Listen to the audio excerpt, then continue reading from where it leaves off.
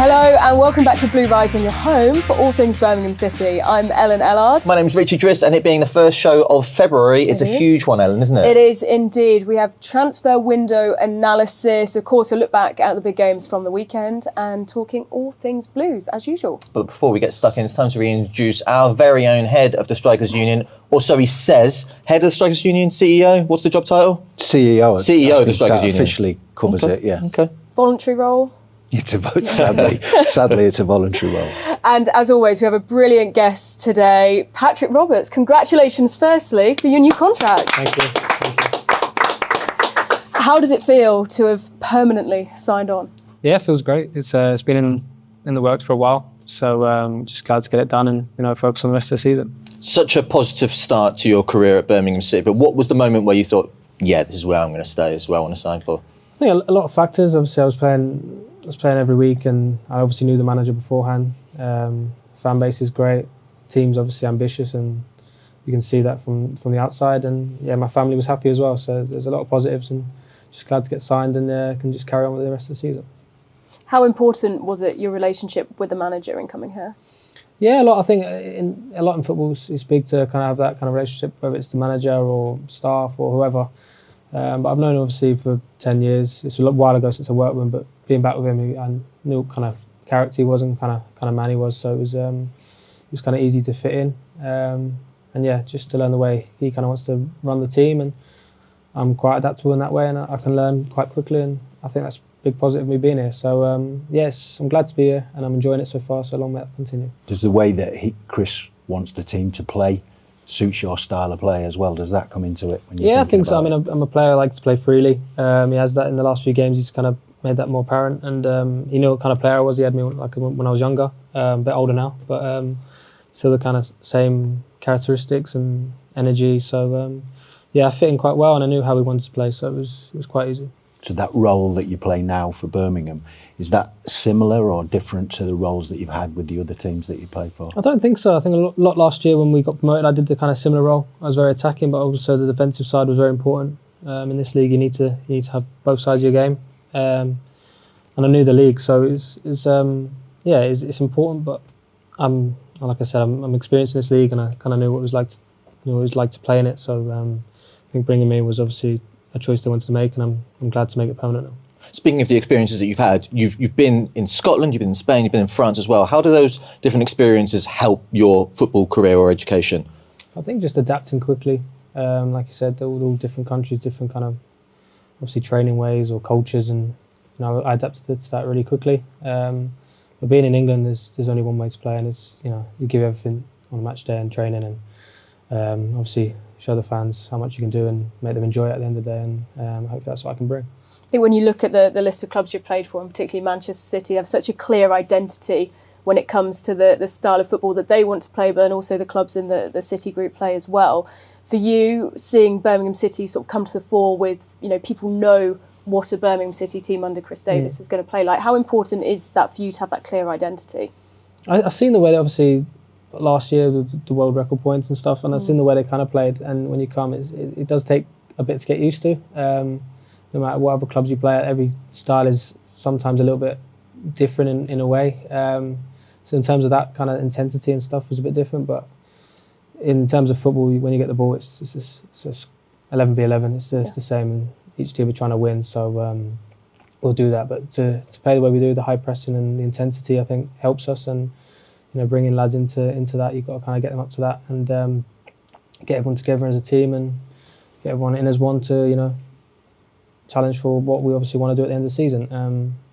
But yeah, it's been a good start, and there's a long way to go yet, but it's been going in a good direction. Those clubs that you've played for, particularly Celtic and Sunderland, obviously, the atmosphere is renowned at those places. Yeah. How does it compare to St Andrews at Knighthead Park? You see the way we play at St Andrews. It's I think a few years ago when I came, it wasn't quite the same, but now it's a real fortress. Teams obviously find it hard to play, and I think that's credit to the way obviously the manager sets us up and the way we are as players and the energy we bring. And obviously the fans from the side, like the 12th man. I think every club, that big club, has that in a sense. Obviously Sunderland, you see the way obviously they're doing now with their at home. It's a big positive in a lot of teams, and if we can have that every game, which we have so far, then it's a big plus, and towards the end of the season it really does help. In terms of big clubs, it's the expectation. Birmingham want to be back. It's obviously in the Premier League, and like the other clubs I was at, you strive for either titles or be back in the Premier League, and Birmingham's no different. So I'm used to that kind of expectation. I thrive on that expectation, and I enjoy it.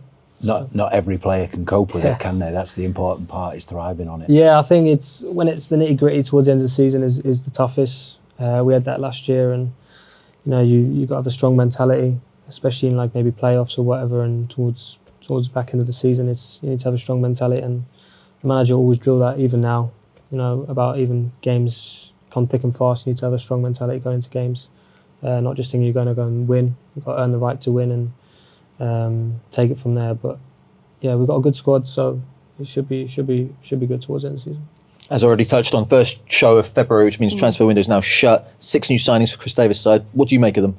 Yeah, good signings. Yeah, a lot of difference in there. Probably a lot of things maybe the club was missing. A lot of variety. A lot more maybe competition now, which is always good. Any club, you need kind of competition for places, and need everyone together as a team and fighting for obviously the main end goal. But they've been good. They've impressed me so far in training. The lads over there that came on, brilliant. So it's a team game at the end of the day. So, now that you signed on permanently, was there like one initiation for coming here on loan and then a second initiation for signing? I've done 12 in my career. I'm not doing any more. Fair enough. What was the best one? What, my one? Yeah. I kind of do with the same song every time. I do Mario, Let Me Love You. Oh, nice. What a tune. What an absolute classic. I was better when I was younger. Now you do it so much, you just get to get repetitive. You haven't practiced then? You haven't getting the more you do it, the better you get. I did this, like we did it at Stoke when I first signed here, but when we do another one.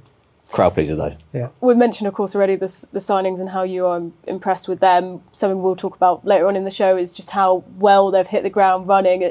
How important has that been to you as the squad who are already settled, even though there was so much turnover at the start of the season, that the new lads have come in and have hit the ground running? Yeah, I think it can be difficult because, especially lads coming from abroad. England is a different place, physicality-wise, intense-wise, but everyone's a professional footballer at the end of the day, so you just kind of have to adapt quickly. The ones that adapt quickly, hit the ground running, but others may take a bit longer. But the lads we've signed obviously have come in, good players, and they've shown obviously why the club have brought them here. And it's just finding the right way to click as a team. All the players, starters, finishers, everyone together as one, and I'm sure we'll have that, and it should hopefully be a good season. What about? I suppose you're going to be classed as one of the senior pros in the dressing room, aren't you? Does that change you as a person or how you speak with other players? No, I don't think so. I think new energy is good. We had August. Obviously, August was playing cards with us on the bus the other day, and did you take his dough? Didn't say that. No, but he, like stuff like that, just integrating like that, and just getting him involved and having a bit of banter around the change room. We play a lot of darts now and stuff, and we've got a lot of darts going on and ping pong and stuff, and it's just team morale that obviously helps. And then when you get on the pitch, you obviously do football, and all these things they add up, and towards a big strong group, it's important, especially if you want. Aiming for promotion is important. I suppose a winning dressing room as well. It's easier for them to adapt, isn't it? It's much easier than coming in when things are hard. Well, we had a tough, obviously, few weeks before. Obviously, we went on a better run, so that was tough. We missed a lot of players, injuries, suspensions, and stuff, and even my like the legs. You do need like maybe support around you, and you bring in these new players and bring fresh energy. It brings a new energy to the whole team, and I think that's important. And it can only be benefit for the club. And with the way the championship is coming thick and fast, got 3 games next week. It's important to kind of get these guys up to speed and getting them into the team and obviously doing their thing. And they've been good so far, so hopefully that continues. How useful are the experiences that you've had being a player abroad and helping those who have come over to England as maybe their first time playing abroad? How useful has that been for you putting yourself in their shoes? Yeah, it can be easier because you kind of understand this. Obviously, it's difficult. Especially for an English lad going away, they don't really speak much. It's hard, but here obviously you have a few lads that speak Spanish or whatever, and German and stuff. So it's easier, but you do take it with a pinch of salt, and you just let them kind of integrate when they can, and obviously help them as much as you can, and make them feel as comfortable as they can, because obviously they're here, and it's just about kind of being a team and working together. A lot is made about unveilings on social media and players sign on a dotted line, and Birmingham City have done some classic ones. Your one, integrating Postman Pat into the mix. Did the admin come to you and say, this is what we're going to do, or did you pitch that to the admin? No, I came in here and they just said about putting Postman Pat, and I had my son with me, and he wasn't in at the time, but I was like, don't show my son because we'd be sat the whole time and wouldn't get anything done. They pitched it to me and I thought, I'll just go ahead with it. I mean, Love it. It's a different era nowadays, so whatever's good with me, I'm happy. Love it, big fan.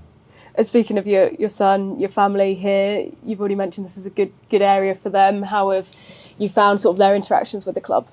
Yeah, they love it. My son's, he's major into football now, which I'm positive. He's left-footed as well. I think he's mine. So, but it's great. My missus loves it. My little one loves it. St Andrews is great. So yeah, it's just a good place, and he's getting older, so he understands it maybe a bit more. He knows I'm going after football, going after work. So it's the more he gets older, the more he enjoy it. And being at Blues, obviously, you'll see a lot more games. So he'll obviously recognise me more being a Blues player when he grows up, which is nice. So yeah, it's good. Got his kit? Yeah, he's got the kit. He came in the other day, had his kit on, he doesn't take it off. So. Love that. Well, Patrick, it's been great to speak to you once again. Huge congratulations. We are delighted to have you here at the club permanently. Cheers, thank you very much. How about some Blues news? Let's take a look. A massive January transfer window for Birmingham City Football Club, with the men's team bringing in 6 new signings and Amy Merrick's women's team bringing in 7. Some late departures as well, with Willemsen, Alfie Chang and Peacock Farrell all leaving the club, and we wish them all the best for the future. Very exciting times ahead, as Birmingham men will be debuting the brand new Penguin kit on the 15th of February in the FA Cup at home to Leeds. And a massive 5-1 win for Birmingham City women over promotion rivals Nottingham Forest at the weekend. Let's take a look back at all the highlights. Well, in the race for the WSL2 title, Birmingham City have ground to make up. There's some tricky opposition in Nottingham Forest, who travelled well so far this season. There's Lindstrom up against Bro, getting infield nicely, and Sarri just drifts wide with the deflection. There's Amy Rogers in the way, doing enough. Cook. It's a nice ball in field. Late hammer, gliding forward. Here's Sarri. To find room for the cross, deflected it in. Well, but tricky Sarri will take the acclaim. It may well go down as an own goal. Nothing Batty could do about this, as it came across from Sarri. And it's the unfortunate Georgia Bro who's deflected into her own net.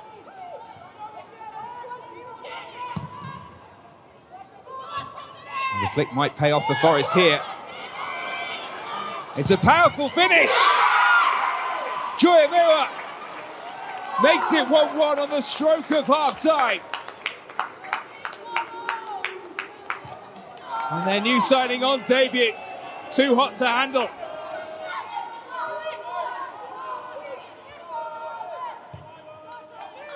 Amy Merrick should have had plenty to say to her side, having been pegged back level. Sarri trying to get to the byline. There's her cross. Well, that didn't take long. Late hammer. All about the industry of Sarri and the inch-perfect cross. Up in field, Sarri on. And now dispossessed. Comes for Lindstrom. Well, she was denied a few moments ago, but Lotta Lindstrom, powerful and precise. And Birmingham have a 2-goal cushion.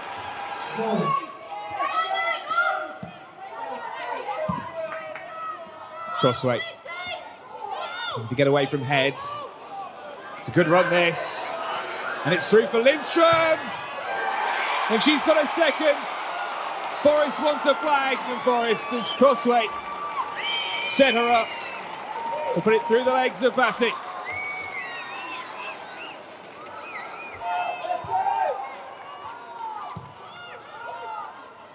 Hot cross. Oh, that's a lovely ball. Lindstrom's in. It could be the hat-trick. It is. And that is full time. Well, 4 second-half goals seeing Amy Merrick's side run away with it. Well, a statement victory for our women's team. And Will Brazier, you can't ask for much more than that, going in level at the break. And what a response from Amy Merrick's women in the second half. Yeah, fantastic win, a fantastic run of form at the moment, chasing down Charlton at the top, getting away from Bristol City. New signings making an impact at the moment. I just think it's all coming at roses at the moment. Absolutely. Tommy, 2 words for you. Lotta Lindstrom. Incredible. One absolute diamond so far. Great start, isn't it? I think they scored 24 goals in the last 5 games, but to a 6-minute second half hat-trick, it's ridiculous. Unreal. And a great start for her. When you join the club, you want to make an impact, and she's certainly done that. How quick was your quickest hat-trick? 12 minutes. It was pre-season, Very good. but 12 minutes. And then 8 minutes later, I had 4.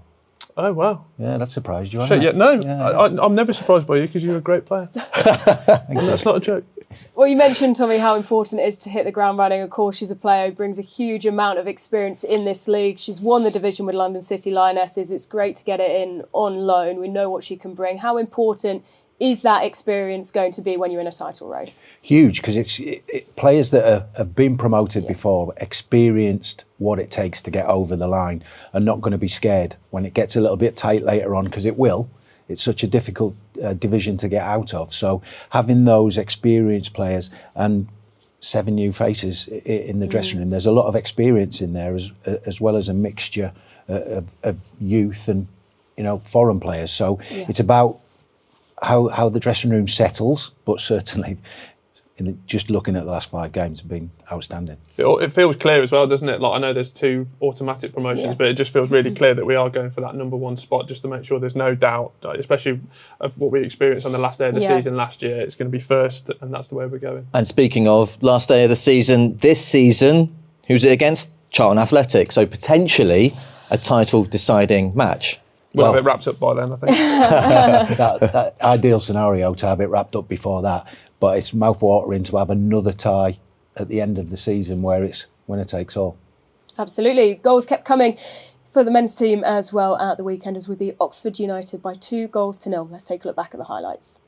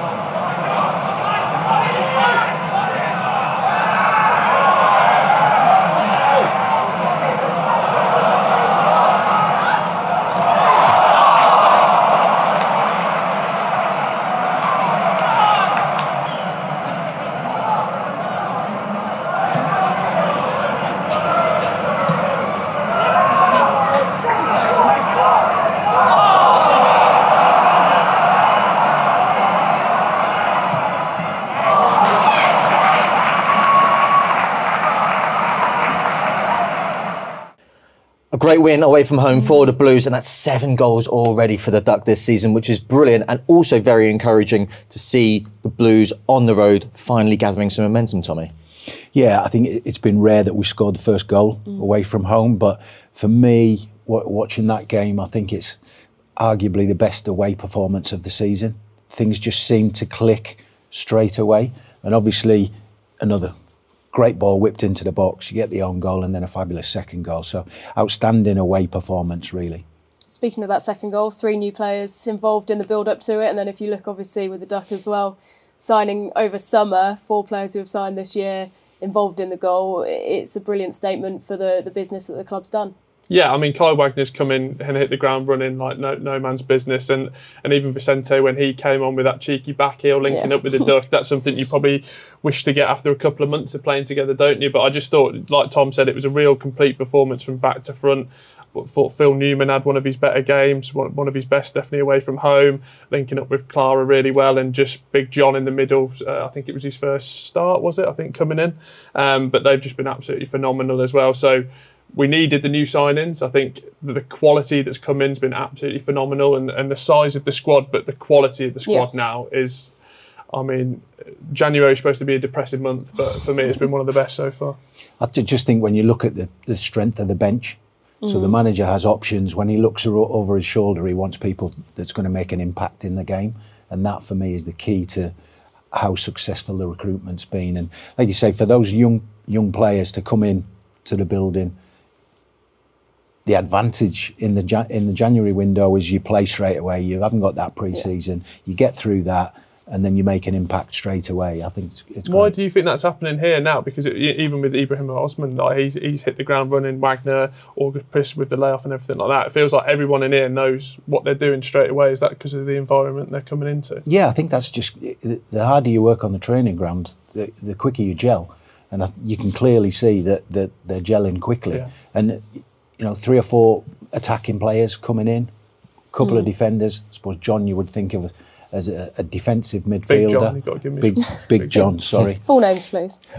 So you've got compartments of the team that are working well so quickly, and bringing in 6 new players that's rare in a January window. But for them to all go into the team, it's great to look at it in that way. Well, speaking of our massive January, our very own Matt Delaney had a commentator's mic attached to his face to break down some of our brand new players. Well, you felt Blues needed to go big in January after the first half of the season, and we're not messing about, are we? A reshuffle with a raft of outgoings and 5 new faces through the door. Kai Wagner up and running in defence. John Solis already looks like a Rolls Royce in that midfield. Ibrahim Osman and Carlos Vicente bringing some electricity to the flanks. And August Priska, a real headline signing, already looking like a proper number 9 with a serious eye for goal in the cameos that we've seen of the big Dane. Freeing up a loan slot as well by securing Pat on a perm is a lovely bit of business as well from Blues. It's a window that says we're here to compete and stake our claim to be amongst it at the top end of the championship. So let's start with Kai Wagner, the German fullback. He already looks really solid and very much living up to the attacking plaudits he arrived with up the other end of the pitch. We've had a good look at him, haven't we, over the last few weeks. 13 assists in the MLS, and it only took him 6 minutes to live up to that name of the assist king against Coventry City, teaming up Marvin Ducksch for the opening goal in that one. And then, of course, grabbing his first goal on what was his FA Cup debut. As far as first impressions go, it's been pretty solid first few weeks for Kai Wagner, and with Alex Cochrane looking like he's going to be out for a while, very timely, and it's going to be very interesting to see when Alex gets back fit, the competition between those two. John Solis next, the first Colombian to ever don the Blues colours. We got his first unveiling against Sheffield Wednesday for a 25-minute cameo or so, and he looked really neat and tidy, but it wasn't until his first start against Oxford on Saturday where he really showed us what he's all about, arriving from La Liga. A real physical anchor in midfield, breaking up play, but also a vital link from defence to attack to get us moving, and really seamless. And he's a different frame to Paik and Doyle and Iwata, and a different profile, brought in to break up that play, to hoover up second balls, screen in front of the back line and tidy things up, and then get us moving up the field. And I thought he and Peck really complemented each other's styles and profiles on Saturday as well against Oxford. Next up, Ibrahim Osman, the Ghanaian winger, signed on loan from Brighton to bolster our wide options. Again, we saw glimpses of him against Stoke, but it was against Oxford where he was a real force to be reckoned with on what was his second start. Sheer pace, sheer raw power. He had Brodie Spencer on toast near enough sort of every single take on, and the Oxford backline just couldn't deal with him at times. So he did play all across the front line last season with Feyenoord and Auxerre in Ligue 1, and he chipped in with 9 goal contributions in 47 games. And he's not afraid of the defensive side either, looking at his numbers, and that's obviously exactly the type of profile that Chris Davis is looking for. And look, Brighton felt obliged to spend £60 million on Ibrahim Osman not 18 months ago. So with the track record that the Seagulls recruitment team have, they clearly saw lots of potential and lots of things to work with, and is certainly a player who brings electricity and gets bums off seats in the stands, and there's plenty to work with there and plenty to be excited about. And look, Carlos Vicente, another exciting winger procured from La Liga. He arrived with 10 goals and 3 assists this season already with Deportivo Alaves in the Spanish top tier. And look, he wasted no time, did he, in picking up his first goal contribution in blue, teeing up Marvin Ducksch with a slick little back heel so the German could fire in his 8th of the season. Again, only teasing half an hour, but plenty to be positive about what he can bring with his CV. Look, finally, the marquee signing of the window, Blues beating off serious opposition to secure the signature of Danish sensation August Priska from Swedish club Djurgården. Very much fits the profile and template of what is an effective frontman at this level, and we've been treated to a glimpse of his ability to occupy defenders, to be a live wire and a bit of a handful, getting himself in and around the penalty area to make the most of opportunities. He was denied by a smart save from Jamie Cumming against Oxford late on, denied his first goal in blue. And look, I've seen as much as anyone else, studying as many YouTube videos as I can, and it's clear that he can score all types of goals: right foot, left foot, headers, one-touch finishes. And the numbers tell a story as well with Priska. 18 goals in 27 games in 2025, finishing as the top scorer in the top division of Swedish football. 77% of those goals came inside the penalty area, and 44% came from inside the 6-yard box. And look, that's not luck. That's instinct, that's intelligence, that's a striker who knows exactly where to be, and that's exactly the kind of profile that Blues have been crying out for. It's very clear that he's getting used to the English game with these bigger, tougher Championship defenders, but again, so much to be excited about from this January transfer window. And finally, Blues' latest addition, Jonathan Panzo, a left-footed centre-half with an athletic frame and a strong all-round defensive game. He'll certainly compete with Phil Neumann and Jack Robinson for that left centre-back slot alongside Christoph Clara. Panzo, in his interview, described himself as a modern ball-playing defender, someone who loves stepping in to win his duels while also contributing in possession to the side. It's an opportunity for him to retake to life in the Championship after making 29 appearances for Coventry City on the way to the playoff final back in 2023. He's played in France, Belgium, and most recently Portugal, gaining top-flight experience before making the move to St Andrews and bolstering the roster further ahead of what is the final 16-game push to the playoffs. Well, always great to hear from Matt Delaney. I think always, as you say, Richie, always in position, always ready to go. We'll hear it from him as well next week, a deep dive into the women's team, which we're really looking forward to.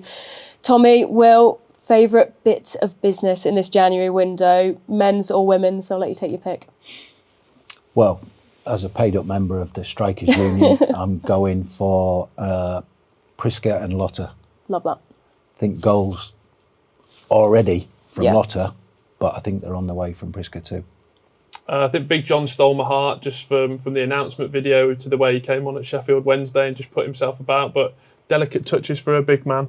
But for me, Kai Wagner, that game against Coventry. Absolutely. I mean, his season's finished. He was on a holiday, came in, putting slide tackles in, assists after 10 minutes, and he feels like he's been here for more than 30 days. So I think Kai Wagner so far. I think the key with Kai as well is the strikers know when he's going to deliver into the box, so they can make runs, which is key to it. And actually the flip side with Vicente, right-footed on the right-hand side, he'll go around the outside and whip it in. So from a striker's point of view again. Yeah, I was thinking. I think it sets up to score goals. Love it. I've been trying to think of a segue during this conversation for our next segment, Will, because it's you against a couple of players in the darts competition. Yeah, well, it feels like we've been hitting the bullseye with some of these signings. There it is. He's very good. There it is. This is why he does what he does. This is why we pay him the big bucks.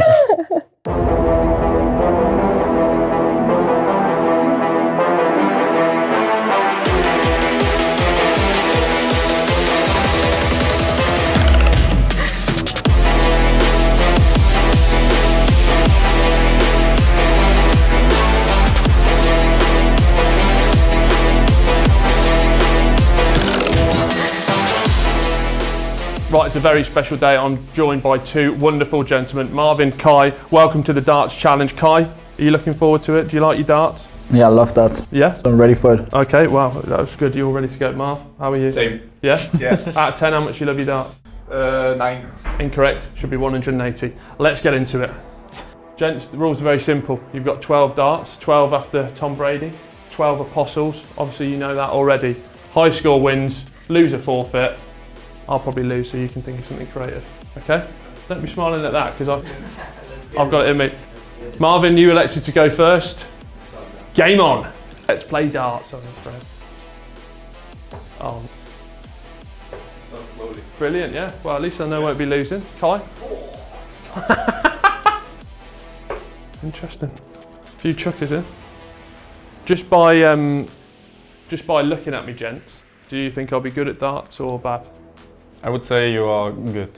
I think you're right. You look like a guy who loves to go to a pub. Thank you. Thank you very much. There's a compliment in there. We'll find it one day. Oh. Are we filming that? That's straight in there. Really? I do like a pub as well. I mean, you're bro. No, not really. Oh, here we go. Just been catfished. Marvin, the celebration.